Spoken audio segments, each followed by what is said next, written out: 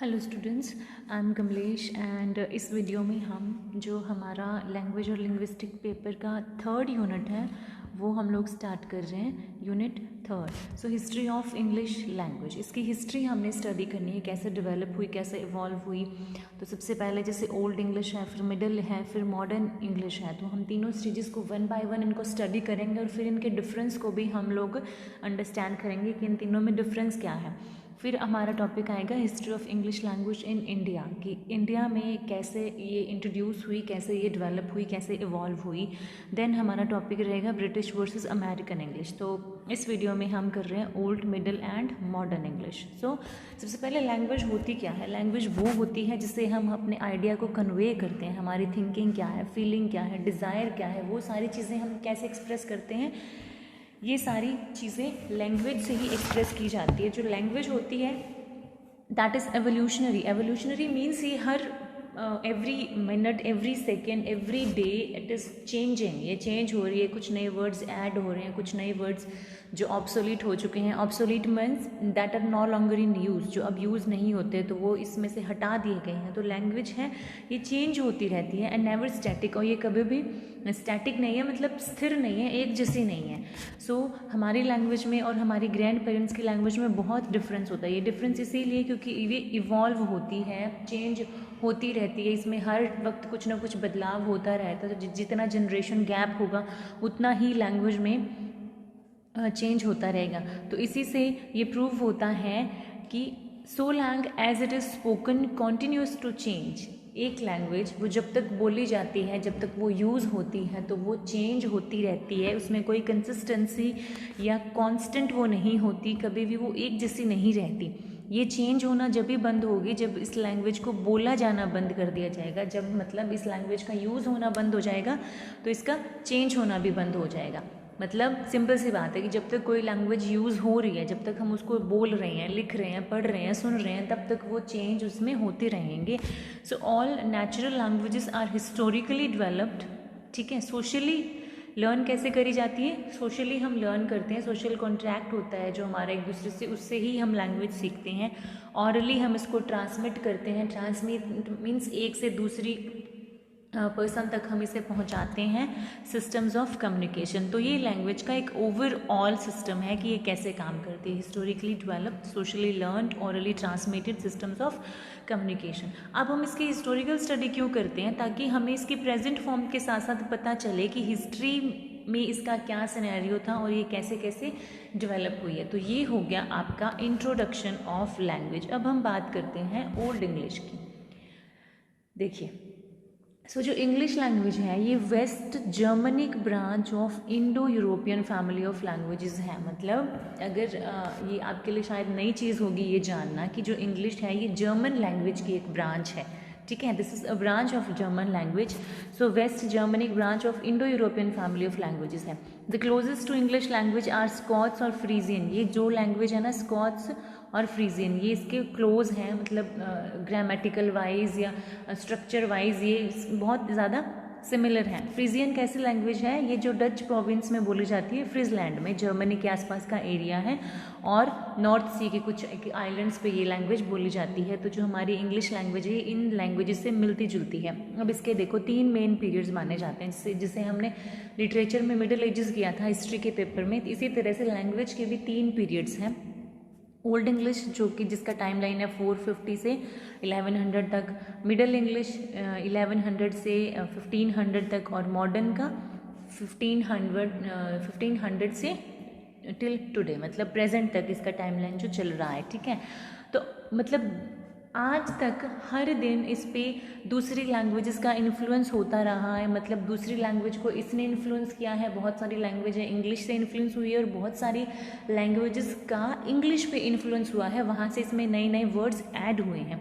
सो सबसे पहले हम स्टार्ट करते हैं ओल्ड इंग्लिश। देखिए, सो इसका टाइम लाइन है 450 से 1100। During the 5th century AD from various part of what today is northern Germany and Denmark. हमने ये चीज़ पहले ही भी करी है कि जर्मनी से 3 ट्राइब्स आई थी, 3 जनजातियाँ आई थी, एंगल्स, सैक्सन्स एंड जूट्स। ये लोग आए थे नॉर्थ सी को क्रॉस करके ये ब्रिटिश आइल्स पे आए थे, मतलब जहाँ पे पहले ब्रिटोन रहते थे, ठीक है, ब्रिटोन रहते थे। अब ये 3 आ गई प्रजातियाँ वहाँ पे, तो इन्होंने ब्रिटोन को वहाँ से पुश आउट कर दिया, निकाल दिया। ये ब्रिटोन कौन थे?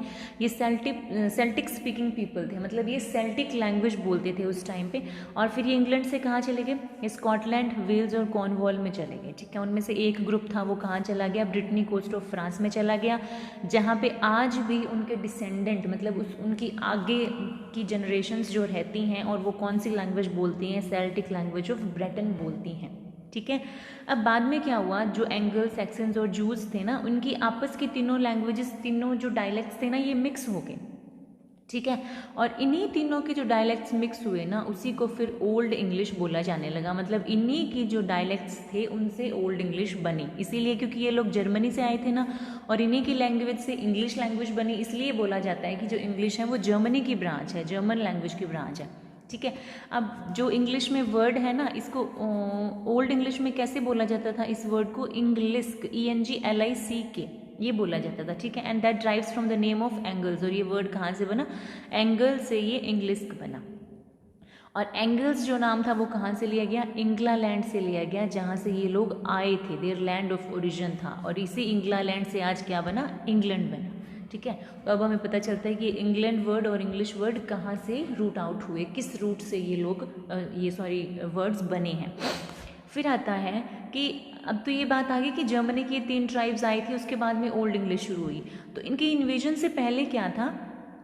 पहले कौन सी लैंग्वेज बोली जाती थी? The language spoken in what is now England was a mixture of Latin and various Celtic. हमने पहले किया ना, यहाँ पे ब्रिटोन्स रहते थे और वो सेल्टिक बोलते थे, तो लेटिन और सेल्टिक लैंग्वेजेस का मिक्सचर था, और which were spoken before the Romans came to Britain. Romans के आने से पहले ये लैंग्वेजेस बोली जाती थी। रोमन्स आए थे 1554 BC में, ठीक है। Celtic tribes lived there in the iron age for more than 500 years. मतलब रोमन्स के आने से पहले जो सेल्टिक लोग थे, ब्रिटोन्स थे, वो 500 साल तक करीब वहाँ पे रहे थे, रोमन्स के आने से पहले। अब रोमन्स क्या लेके आए? रोमन लेटिन लैंग्वेज लेके आए। रोम की लैंग्वेज कौन सी है? लेटिन है। तो रोमन्स जब आए तो अपने साथ लेटिन लैंग्वेज लेके आए, और वो किसका पार्ट थी? रोमन एम्पायर का, क्योंकि उस टाइम पे रोम का रूल था ऑल ओवर द वर्ल्ड पे। अलेक्जेंडर द ग्रेट सुना होगा, वो रूलर था, और उस टाइम पे रोमन एम्पायर था, मतलब सारा जो वर्ल्ड है रोमन एम्पायर के अंडर था फॉर ओवर 400 ईयर्स।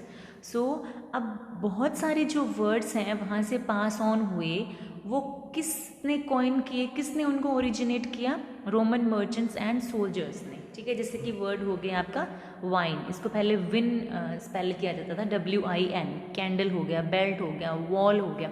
सो ये सारे वर्ड्स कहाँ से आए? ये सारे लेटिन के वर्ड्स हैं, ठीक है। अब देखो कि जो सेल्टिक था ना, the influence of Celtic upon old English was very slight. जो ओल्ड इंग्लिश है उस पर सेल्टिक का इन्फ्लुएंस बहुत कम था, क्योंकि जैसे ही वो तीनों ट्राइब्स आई जर्मनी की, उन्होंने क्या किया? सेल्टिक बोलने वाले ब्रिटोन्स को तो वहाँ से निकाल ही दिया था, उन्होंने अपनी लैंग्वेज बनाई थी जिसको हमने ओल्ड इंग्लिश बोला। तो बहुत कम ऐसे सेल्टिक वर्ड हैं जो इंग्लिश लैंग्वेज में मौजूद हैं, और जो हैं वो कौन से हैं? किसी प्लेस या रिवर का नाम है, जैसे थेम्स एक रिवर है, आपने सुना होगा। एवॉन एक प्लेस है जहाँ पे शेक्सपियर पैदा हुआ था, जिस जगह पे शेक्सपियर को बार्ड ऑफ एवॉन भी बोला जाता है, एवॉन या एवन, ठीक है। ट्रेंट है, सेवरन है, ये सारे, यॉर्क है, डोवर है, डोवर बीच, ये भी एक नदी है, ठीक है। तो ये जो भी नाम है या तो किसी नदी का नाम है या किसी जगह का नाम है, ठीक है। इसके बाद आता है कि 1597 में सेंट अगस्टीन आए थे इंग्लैंड में, ठीक है। किसने भेजा था? पॉप ग्रेगरी ने। पॉप ग्रेगरी मतलब जो मेन उस टाइम पे हेड ऑफ द चर्च होता था, उसको बोलते हैं, ठीक है। ग्रेगरी ने भेजा था, और इनका मकसद क्या था? ये क्रिश्चियनिटी फैलाना चाहते थे वहाँ पे, ठीक है। Into Anglo section England brought more Latin words into the English language. अब जब ये आए, सेंट अगस्टिन आए जो रोमन कैथोलिक चर्च से, क्योंकि रोम से आए तो कौन सी लैंग्वेज लेके आए? लेटिन लैंग्वेज लेके आए। और इनकी लैंग्वेज में जो वर्ड्स थे वो किससे रिलेटेड थे? वो चर्च से जुड़े हुए थे, चर्च की सेरेमनी से लेके, जैसे कि चर्च है, बिशप है, बैप्टिज्म है। बिशप होता है जिसे पादरी भी बोलते हैं, बैप्टिज्म होता है नामकरण करना, ठीक है।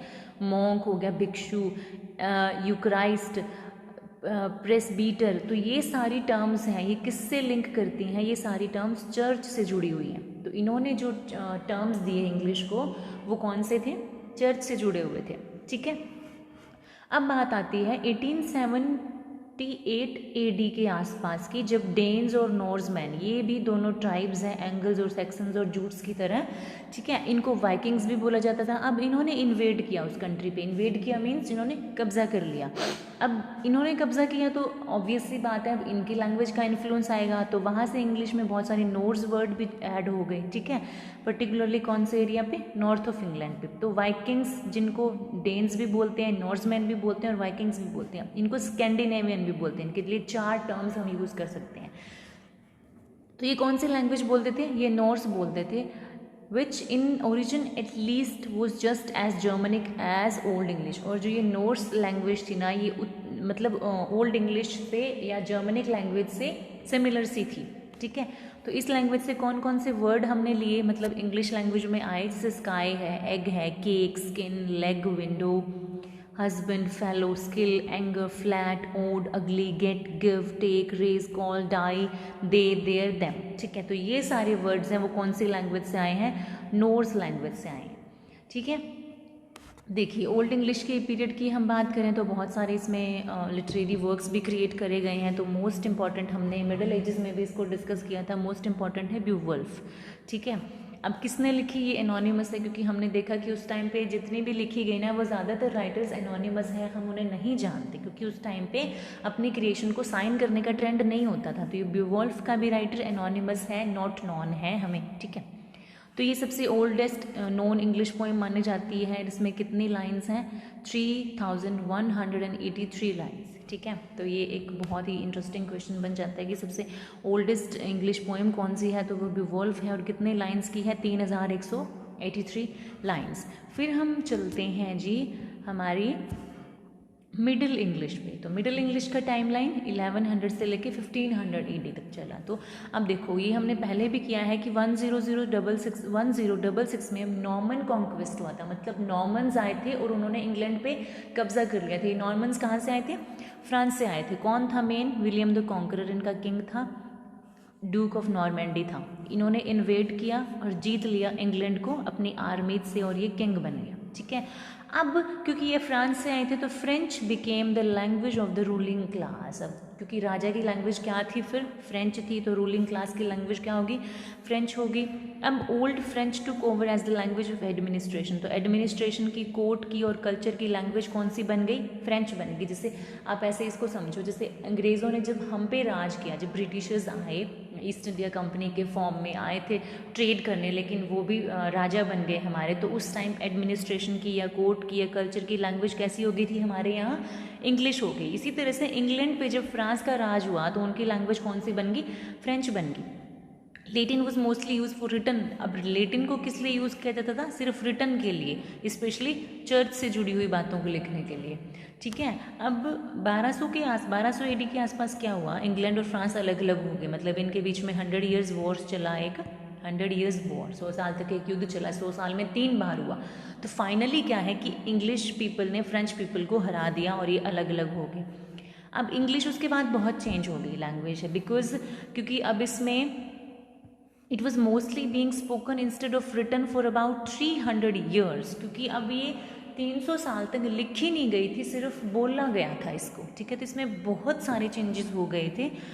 The use of old English came back but with many French words added. अब क्योंकि फ्रांस ने 200-250 सालों तक इस पर राज किया, तो बहुत सारे फ्रेंच जो वर्ड हैं वो इसमें ऐड हो गए थे, और इसी लैंग्वेज को क्या बोला जाता है, मिडल इंग्लिश बोला जाता है।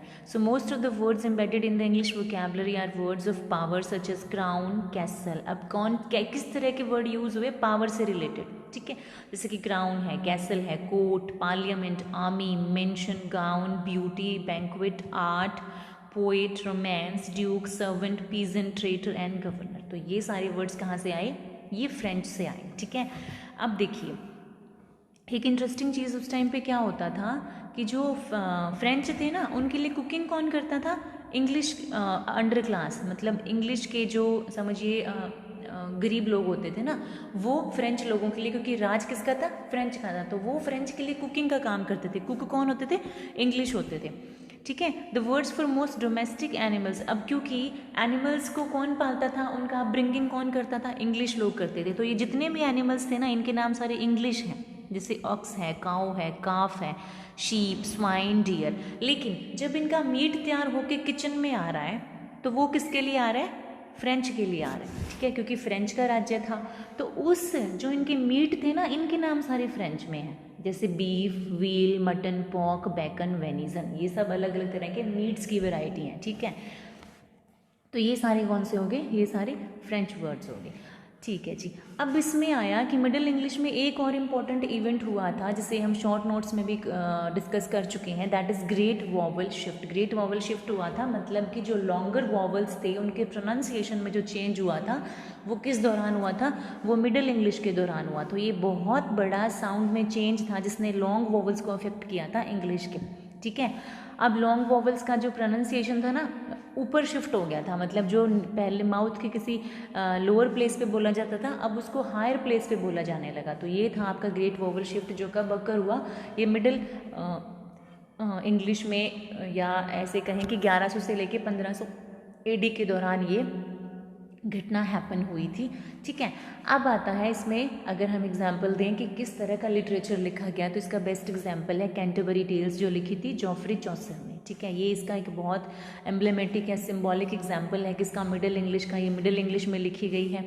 ये मतलब कलेक्शन है स्टोरीज़ की। 30 लोगों का एक ग्रुप है जो तीर्थ यात्री हैं और यात्रा करते हैं कैंटरबरी की, ठीक है।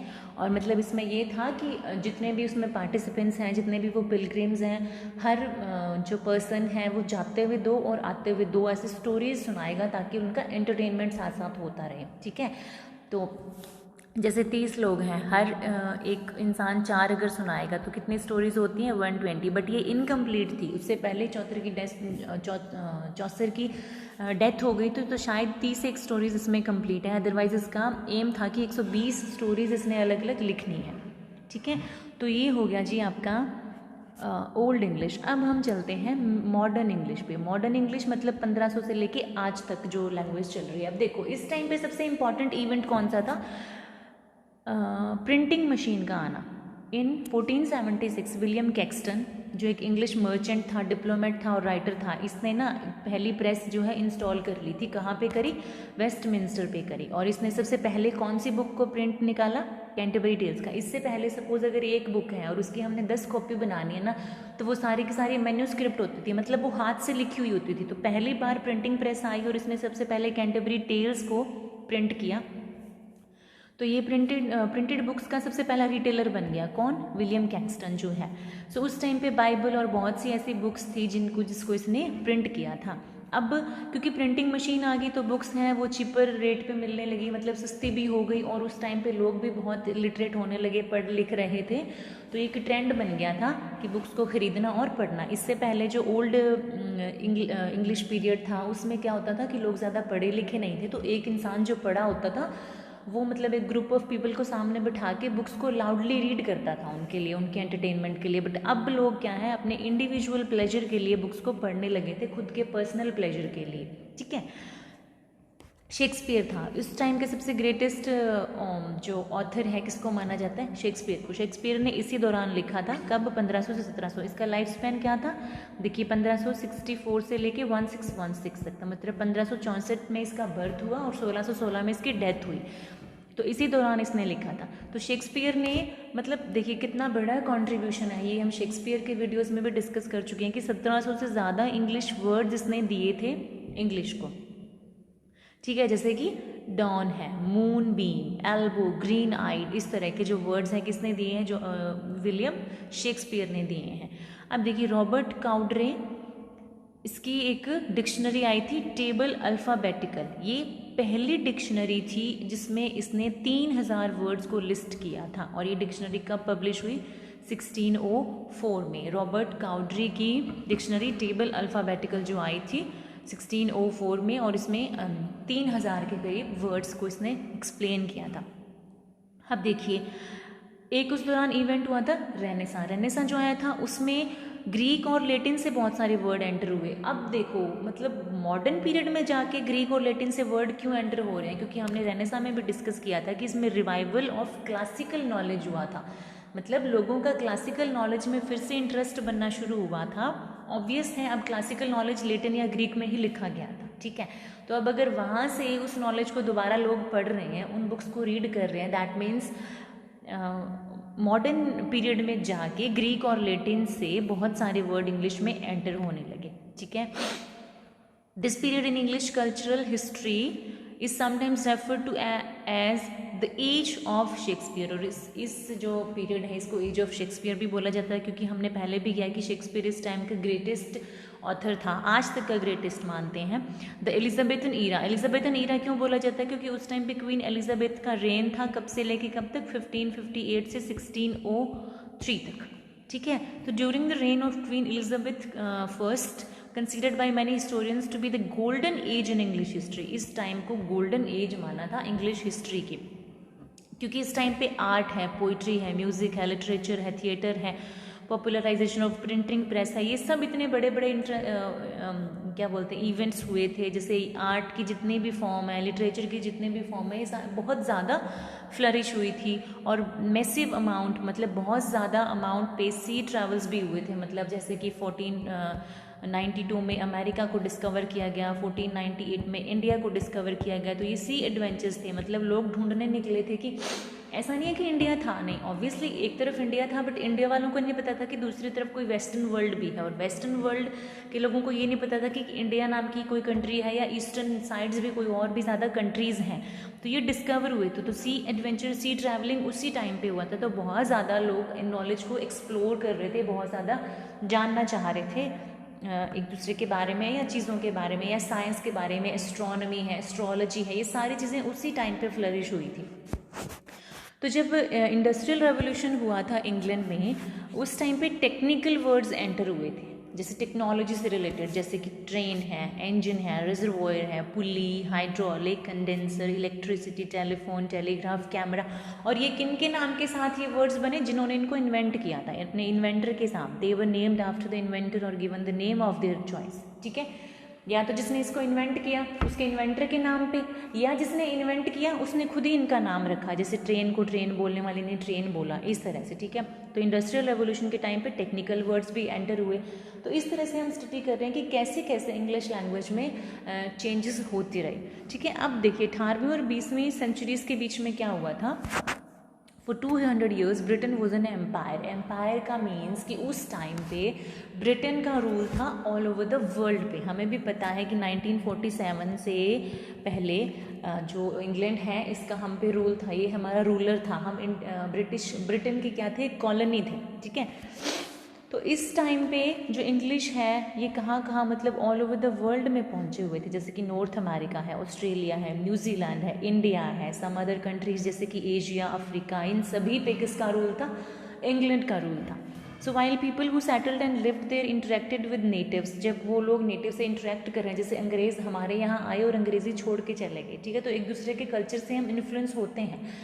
अंग्रेज़ी छोड़ गए लेकिन हो सकता है हिंदी के कुछ वर्ड्स वो ले गए, जैसे कि ये जुगरनॉट और टर्बन जो वर्ड हैं ये इंग्लिश में कैसे ऐड हुए? ये इंडिया से ही ऐड हुए हैं, ठीक है। जैसे कि कंगारू और ये बूमरैंग, ये वर्ड कहाँ से लिए? ऑस्ट्रेलियन वर्ड्स हैं ये जो इंग्लिश में ऐड हुए हैं। तो जहाँ जहाँ पे ये गए, ऑब्वियस सी बात है, आप जब भी किसी से मिलते हो कुछ अपना इंप्रेशन छोड़ते हो उस पर और कुछ उससे इम्प्रेस होते हो, तो ये एक तरह का गिव एंड टेक होता है, ठीक है। तो अब हमने समझ लिया कि इंग्लिश है वो चेंज होती रहती है और डेवलप होती रहती है। हमारी जो ऑक्सफोर्ड डिक्शनरी है ना, ऑक्सफोर्ड डिक्शनरी, ये हर 3 महीने बाद अपडेट होती है, ठीक है। हर 3 महीने बाद अपडेट होती है। जो ऑब्सोलीट वर्ड्स होते हैं उनको निकाल दिया जाता है, जो पुराने वर्ड्स जिनको हम यूज़ नहीं करते, और हर बार कुछ ना कुछ नए वर्ड्स इसमें ऐड होते रहते हैं।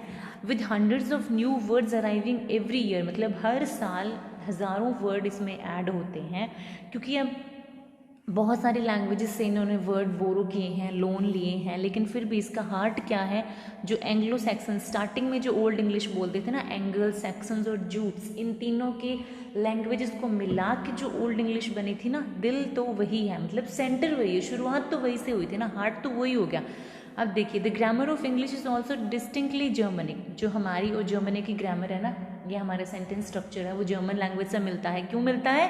क्योंकि ये एक जर्मन लैंग्वेज की ही ब्रांच है। इसमें भी वो 3 जेंडर सिस्टम है, जैसे he she it, first person, second person, third person वाला सिस्टम है, और simple set of verb tenses. और किस तरह से टेंसेस को हम सेट करते हैं, किस तरह से हम सेंटेंस को स्ट्रक्चर करते हैं, तो वो हमारा स्ट्रक्चर किससे मिलता है?